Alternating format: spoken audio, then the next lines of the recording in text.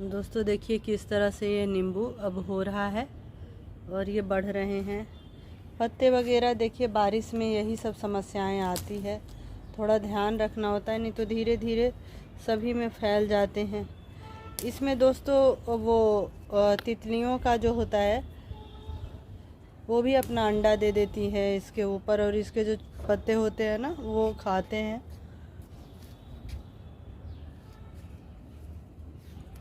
तो मैं देखते रहती हूँ हमेशा, कहीं कुछ दिक्कत तो नहीं है।